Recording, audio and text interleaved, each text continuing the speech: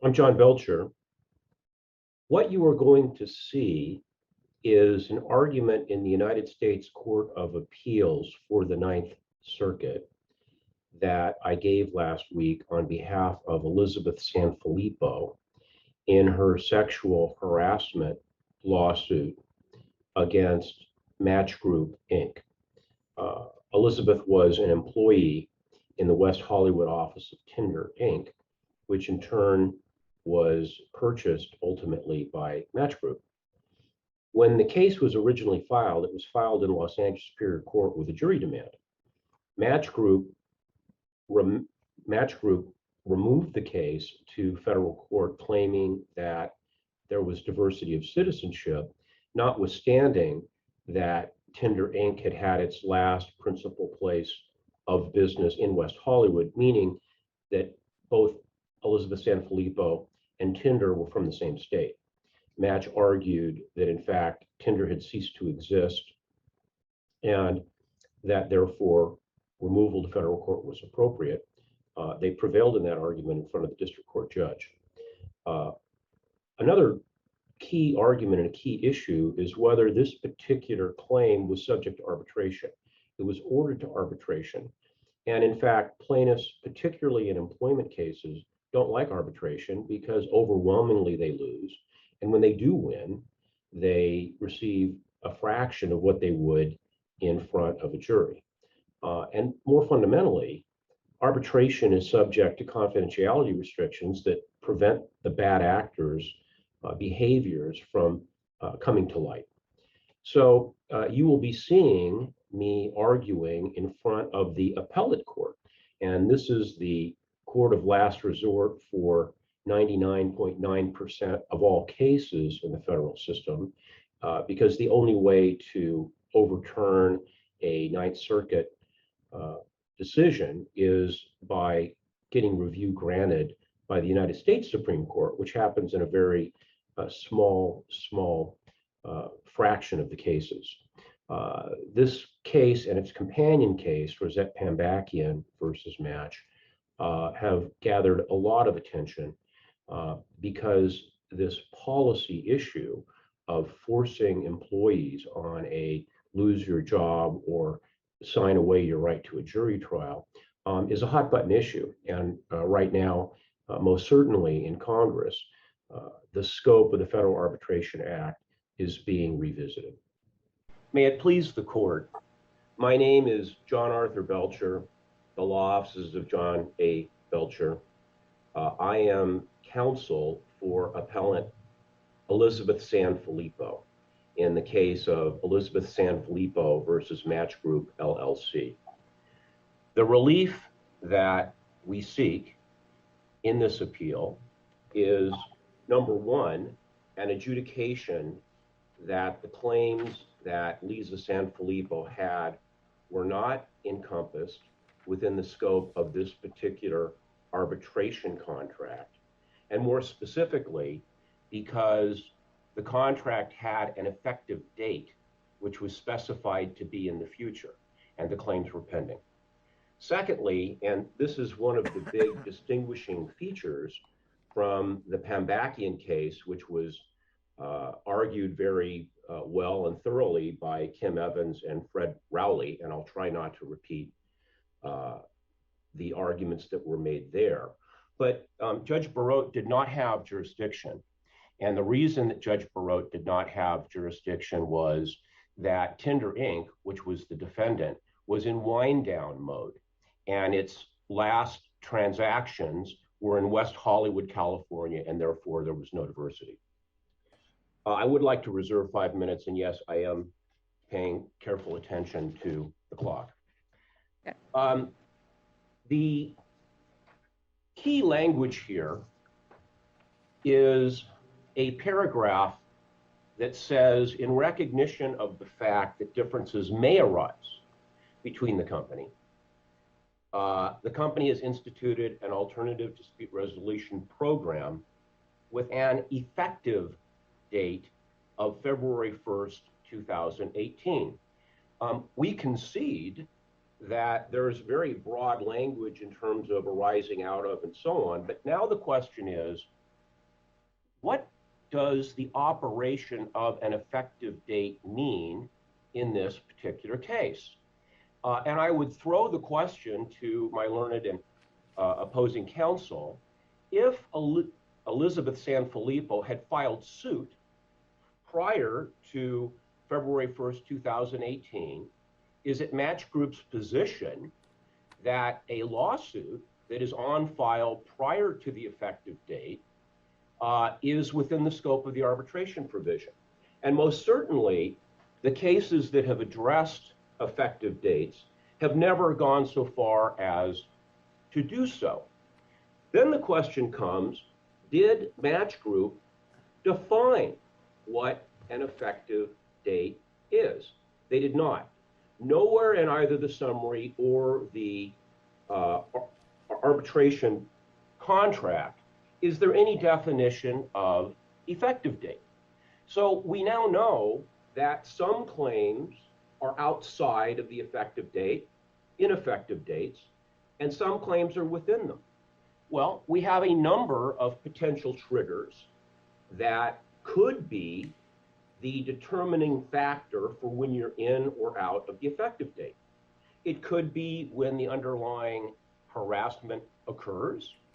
It could be when the underlying harassment is reported.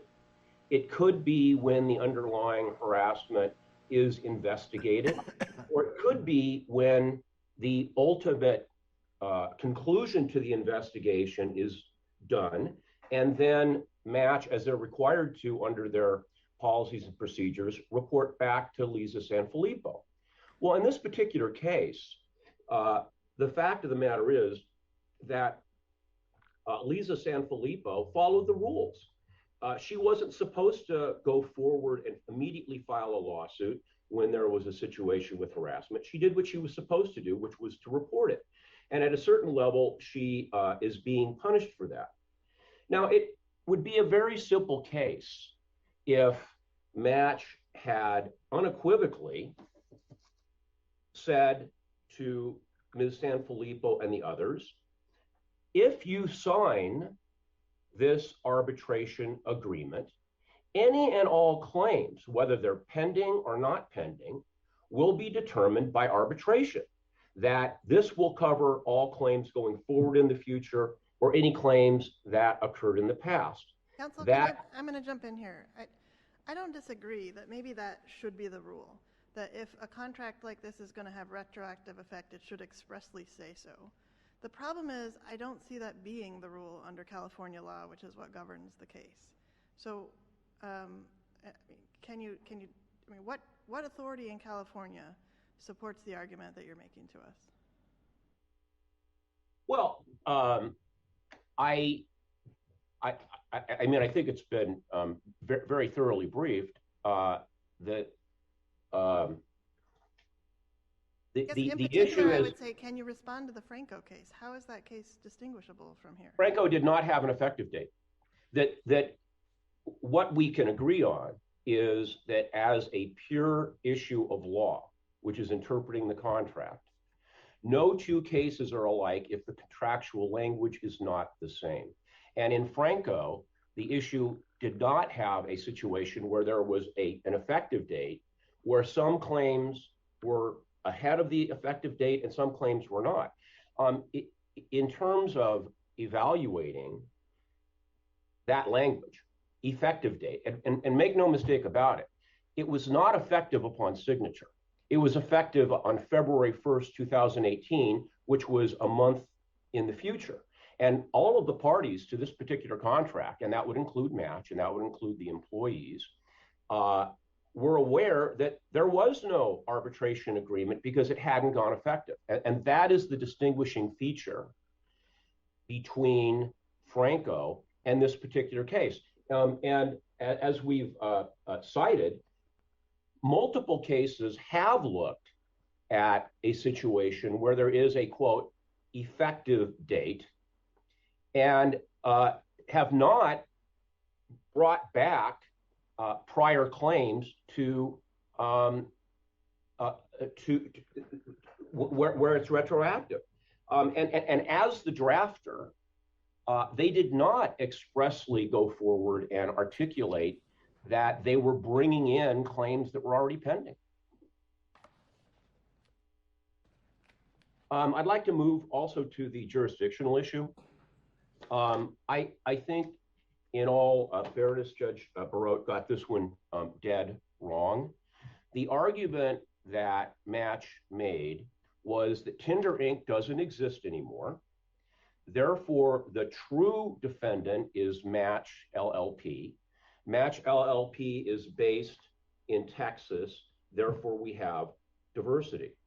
The Ninth Circuit has never expressly adopted the China Basin rule, but we know that under Delaware law, notwithstanding a merger or notwithstanding the termination of a corporation, that the corporation can continue to be sued for 3 years. We also know, as we put this information in front of the district court, that in fact, Tinder Inc. was litigating and was an active participant both in the Los Angeles Superior Court and in the Central District of California. So the entity did not cease to exist. And the cases, the better reasoned cases, are the ones, the William Passalacqua Builders case, which addressed the issue of the diversity statute, section 1332C, and the rule in Hertz Corporation versus Friend, that held that a corporation has jurisdiction both at its principal place of business and its state of incorporation. And in terms of the statutory language, the 11th Circuit most certainly got it right, that if you look at the plain statutory language, that there has to be both jurisdiction in the state of incorporation and last principal place of business. And in terms of the purpose of the diversity rule, which is that there is discrimination against foreigners, in this particular case, the rule as we would apply it, as in China Basin, would establish a rule that is more consistent with the purpose of diversity. And in fact, other courts that have addressed the same issue have pointed out that defendants that were not intended by the statute to get the benefit of diversity shouldn't have it. To be blunt, the federal courts are very busy. There's no need to expand the number of cases that are coming in. And in this particular case, there was no jurisdiction. And therefore, the Los Angeles Superior Court should have been the appropriate jurisdiction. I'll reserve the rest of my time. Thank you, Your Honor. I dare say that Counsel for Appellee dodged the question, which was if Elizabeth Sanfilippo had filed a lawsuit prior to the effective date, would it be within the scope of the arbitration clause? And the answer is absolutely not. And in terms of creating an effective date and one that is in the future, that is what distinguishes Franco. And what Counsel for Appellee said is, well, all contracts have an effective date. That's right. If you have a contract like Franco that says, by entering into this, from now on, all claims will be covered, that's a very, very simple thing. But we now know that that isn't how this contract was drafted. We have an effective date and we have an ineffective date. So how do we distinguish which claims are in the ineffective time period as opposed to the effective time period? And it would be a very simple thing for them to say, okay, the trigger is you have to file the lawsuit before this date. But they didn't give the employees that warning to say, if you want to proceed and have your jury trial right, you need to file a lawsuit before that date. And in fact, if you take a look at the paragraph, it says, in recognition of the fact that disputes may arise. And then that paragraph concludes with the effective date, which is a month past there. And I dare say that in order to give meaning to that effective date, they had an obligation to say that pending claims were swept up because the claim had already been made, it was under investigation, and that was true with both Ms. Pambakian and Elizabeth Sanfilippo. We also note that it has the look and feel like what they wanted to do was remove the rights that they had to file suit because there was no arbitration provision in force at the time that these claims are made.